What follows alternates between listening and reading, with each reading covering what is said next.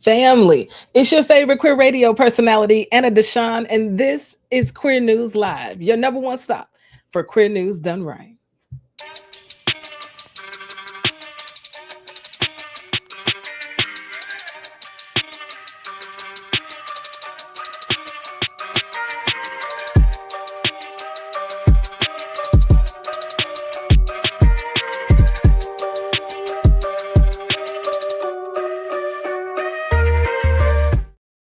Family, welcome to Queer News Live, your number one stop for queer news done right. I am your favorite queer radio personality, Anna DeShawn, and it is a blessing. It is an honor. It is lovely, truly, to be with you on another Monday night. Yes, on the social internet webs, to bring you queer news, because that's what we do here, right? At the intersections of race and sexuality, politics, culture, and entertainment. We drop a new episode every Monday morning.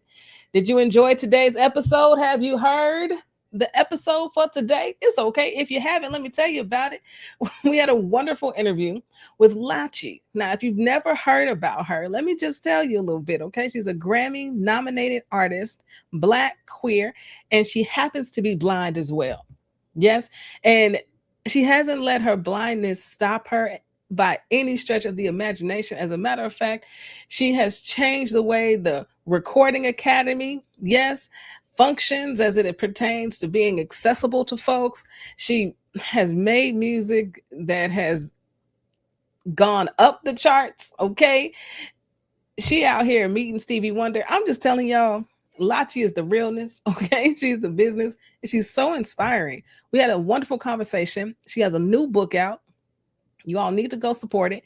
And I think that if when you hear the interview, you'll be inspired to do something different in your own life. There will be no barrier that seems too big. Yes, because she has literally overcome each and every one of them with grace. Okay. And in her own way, it's really, really dope. She's really a dope person. And it was a beautiful conversation. So go check out today's episode because y'all know we are in our summer series right now, which means we're going interview, regular episode, interview, regular episode. And I'm not going to hold you. We might be staying like this for a little while. I've been enjoying being in conversation with people again. If you didn't know me before Queer News, that's how I started. That's all I did was interview people for over a decade. And then I had the idea for the Queer News podcast, and it became about reporting about the stories that were happening in our communities. And I got away from doing the conversations. I got away from doing the interviews, but the interviews come very naturally to me, and being in conversation with people comes very naturally to me. And so I'm talking with the team. I'm talking with the team right now about whether or not we keep this format going. We're going to be asking our folks on the Substack and in our newsletter this week. If you like the interviews, if you want to see us continuing to go in this way, I think it might be the future. Expanding what we're doing. It's been really fun. So we will see. Okay. Also, before we bring in our special guest tonight, I got to let y'all know we got WNBA trivia loaded Thursday night at Level Sporting Club. Come on outside. Join us for a fun time of WNBA trivia. What you know, okay? Come test your knowledge. We got history. Yes, we're going to talk about what's happening right now in the present. Let's talk about some culture. A little bit of the relationship drama. I mean, what is the W? And what is WNBA trivia without some relationship drama? All up in there too. And Level gives out some great prizes, okay? Last time during All-Star Weekend, the prizes were $200 off your ticket, $100 off your ticket, and $50 off your ticket. I mean, those are real winning prizes. Those are worth playing for. I'm just saying, maybe you want to show up for WNBA trivia on Thursday night. Yes. Go visit the link in my bio, RSVP if you must, or just show up and bring some friends. It's a good time. All right, family, I am excited because tonight we have another special interview. And what's funny is that when I saw that Anthony was on the roll, I said, "Oh, what we talking about, Anthony?" Okay, because Anthony is a longtime friend of the show. And let me just read his bio before he joins us so you know exactly who he is and why we are talking with him today.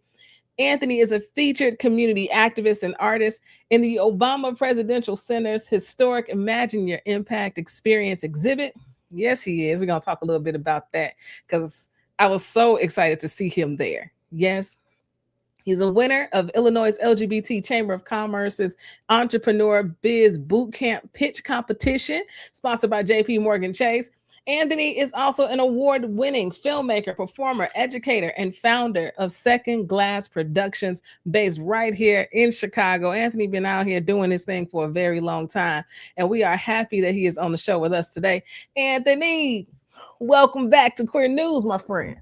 Anna, I'm so glad to be invited back. Thank you for having me. Of course, I'm glad you're here. Now, you got to catch the good people up on what's going on. I mean, let's see, we got 10th anniversary of your feature film. Yes, so What? many things. I know, and it's hard to believe it's been 10 years. My first feature film that I ever did is called Thicker Than Blood. And I produced that in North Carolina before even relocating to Chicago. And so thinking back over the past 10 years, where it's been, the lives it's touched, the places it's screened, Hmm. it really, really has been honestly a very beautiful journey. It really has. Time, I was telling you before we got started, we had somebody tell me recently that with time, the days are long, but the years are short. And Hmm. the older I get, the more I feel like these years are at lightning speed, like sonic speed. And these Ain't it the days feel truth? and these days feel like eternities, child. Oh, and man, where does it go? Is it literally a box somewhere where it's just play? I wonder where time goes because it's flying out of here quick. I'm telling you, it really is. And it is hard to imagine that you've done something 10 years ago that meant so much, right? And you think about yourself and how old you were 10 years ago and all the things you were doing at that time. You're like, you know what? That wasn't bad, kid. It wasn't bad. Yeah. Yeah, I mean, I have to tell myself that from time to time because it has been quite the journey. We started Mhm. producing Thicker Than Blood in 2016. I did that in partnership with the North Carolina Health and Human Services Department. And it was the end of a grant program that they had. And as we were talking, they were saying that they wanted something special to be able to represent the grant program. And as they were saying how they wanted to impact the community, I was like, oh, this kind of sounds like it could be a movie. And so I soft pitched them a movie there at the table. And that's kind of how the journey of Thicker Than Blood got started.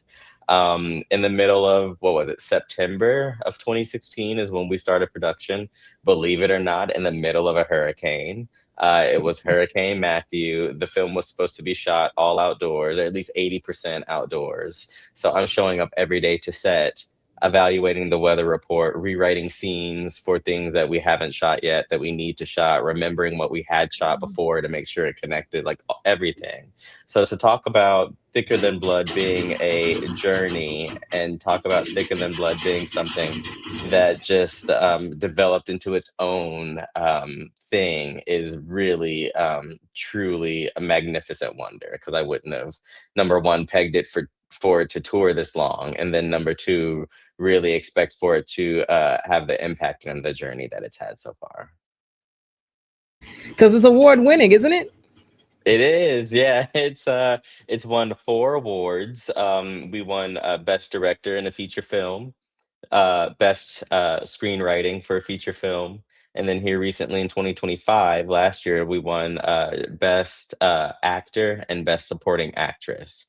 So all of those awards at 3 separate international film festivals. And Thicker Than Blood toured for at least 7 consecutive years between health institutions and LGBT organizations and faith-based institutions. It really is kind of like a conversation starting film that could be placed in any type of space that gets people talking about anything at the intersections of Black voices, LGBTQ lived experiences, people who are living with HIV, and faith.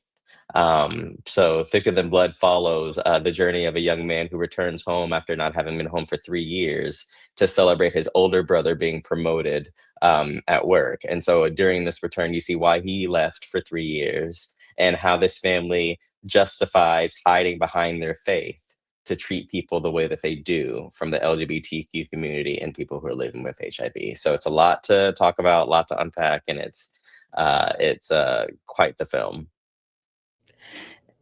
And you are the director, okay, and award winning in that way. And I think is, our work, and the reason you're such a friend of the show is because our work touches on the same communities, and we're both very passionate about living at all these intersections that we found ourselves in and telling those stories, right? And I feel like that's Absolutely. been at the heart of both of our work Yeah. out here in these gay streets. And I must say, Anthony, when I saw you at the Obama Center in the Imagine Your Impact, okay, section here with Mary Morton, another friend of this show, Yeah. and then I had to hit continue. Okay, I'm like, what Anthony talking about? That's my finger, y'all, hitting continue. What was this moment like finding out that you were going to be part of the Obama Presidential Center? Oh man, like literally talk about speechless. Mm. This is a moment that I could have never imagined or never a dream to have been approached for. So the Imagine Your Impact exhibit in the Obama Presidential Center is all about the community engagement work that's being done around the city of Chicago. And it really came at a time when I was developing a dating show that meets at the intersections of mental health. And so, in addition to that dating show, which I'm pretty sure we'll talk about here fairly shortly, coincided with an event that I produced in Chicago called the LGBT Cupid Soiree in 2024. And it combined a lot of theater entertainment with bringing healthcare resources to the LGBTQ and Black and Brown communities across the city. And so that was in 2024. I was approached about the museum and the exhibit, and they had me keep it quiet for 2 years. And the entire selection process, I would imagine, was fairly in depth because at the end of it, they said that the Obamas handpicked all of us. And so they know who we are. They're familiar with our work, and they hand selected us to be placed in the exhibit. So when I heard all of that, it was just really truly mind blowing to know that was the recognition, to be seen by two of the people that I admire the most. And it's almost kind of a full circle for me as well because back in 2013, a short film that I did got me invited to Obama's White House in 2013. So that was kind of the moment that kicked off my career. And then having us full circle here in this moment right now, being back in, the Obama Presidential Center in an exhibit that goes down in history. I just mind blowing. But I think the hardest thing was keeping it quiet for 2 years, to be Yeah, that honest. that had to be the hardest part of this whole thing. And what I think is really beautiful, we had Mary Morton on the show, and she talked about also how this was a full circle moment for her, how she had gone to the White House, actually taking the people who were part of her film, and she got to take them to an Obama White House event. And she had cards about her film, Woke Up Black, on her, and she was trying to hand them out to people and trying to get them in the right spots. And now for her to have this full circle moment where she is now in the Obama Presidential Center, also with her film Woke Up Black. I think it's amazing that both of you all have such similar stories Wow. Yes, about I'm these gonna full have to try to circle. find her and meet her because that is a full circle moment. I gotta come. We gotta Absolutely. talk. Absolutely. What a small world. I think that's Uh-huh. fantastic. I think that's fantastic. And in the same spirit of all of your other work, you've got something coming up this week that we want to talk about. It's called It's Not You, It's Me, a rooftop happy hour and night of connection. Is that right? It's being co-hosted by you, Second Glance Productions, Center on Halsted, and AIDS Foundation Chicago, right? That's right. Yeah, and it's an event that I've been wanting to do for quite some time. So this happy hour slash night of connection, is special to me because it impacts a lot of not only just the LGBT community and Black and Brown communities, but a lot of us that we're in the time that we're in right now. And so the through line for the entire evening is relationship building, and we're going to start the evening out with professional relationship building and end it with personal relationship building. And what that is going to look like is it's going to be an entire evening where the first third of the night is completely open to people who are hiring, who are looking for work, or who just want to come to a space to be able to vent about their job seeking process. because we Mm, know that everybody out here, we are hurting. We're looking for jobs. We're putting in resumes. We're, getting ghosted if we're hearing anything at all. We're getting rejection emails left and right, and the impact that that is having on our mental health. It's causing mhm, us to question if, we're good enough. It causes us to question if, we'll be able to find anything. It causes us to question our skill and our worth and what's on the resume. I mean, it causes a major impact, which has a ripple yeah, effect on other aspects of our life. And so yeah, we're creating a space for people to either come and hopefully leave with lighter shoulders, a weight lifted off their mhm, shoulders from being able to express how they're feeling in this time, and or be able to walk away with new relationships that could lead to open doors of opportunity. But the whole evening is really just curated to let people know that they're not alone in the time that we're mhm, in and the things that we're going through. And the second third of that evening will be kind of what I'm calling a candleside chat, mhm. with two podcast hosts, Adrian and Andrew Nuno of Twin Spin Podcast. Oh, we And love them here on Queer News. yeah, they're amazing. They're personal friends and they're great people. Yeah. So it'll be a conversation with them, myself, and Dr. Prem Pawa, who is the licensed relationship and sex therapist that's featured in the docuseries It's Not You, It's Me. So we're going to talk about the mental health impacts of job seeking in the economy today. Again, kind of create an open dialogue and space for people to be able to connect and share in that way. And then from there, we transition over into a midnight night. Well, I don't want to say midnight because that's kind of late, but a nighttime screening under the stars on the rooftop terrace at the center on Oh. Halsted. So we've been telling people it's very much a movies in the park, picnic style type vibe. So bring your blankets, bring your pillows, your charcuterie board, your wine if you want to, and come and watch the first episode of our award-winning dating, relationship, and mental health docuseries, It's Not You, It's Me, Chicago. And we're wanting to take advantage of, having a movies in the park type vibe under the stars. We're going to roast some marshmallows is the plan, some s'mores. To be able to have kind of that campsite, camp vibe as well, for movies in the park. So feel free to come on out. It's from 6 to 10 p.m. this Friday, August 21st at the Center on Halsted. I love this, and I've been to your events, Anthony, and you in these sections, you always are curating an entire night. We're moving from one thing, then we're gonna go to another thing, and then there's another moment.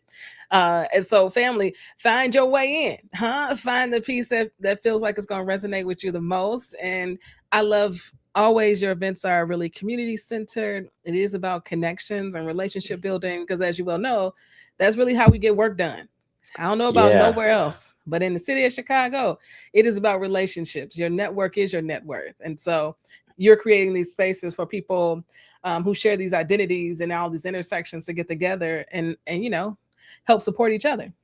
absolutely, because that's what is important right now, especially since we're all Mhm. hurting. It's important for us to be able to stick together. And if there's no opportunity for us, we might know that there's an opportunity that connects somebody else with something, and that's how build up your community, which could lead to an open door for you. That's right. And so it really is, for me. Thank you for saying that. I think that it's fun to hear how people experience the spaces that we curate, because I am very intentional and very purposeful with any type of event that we do.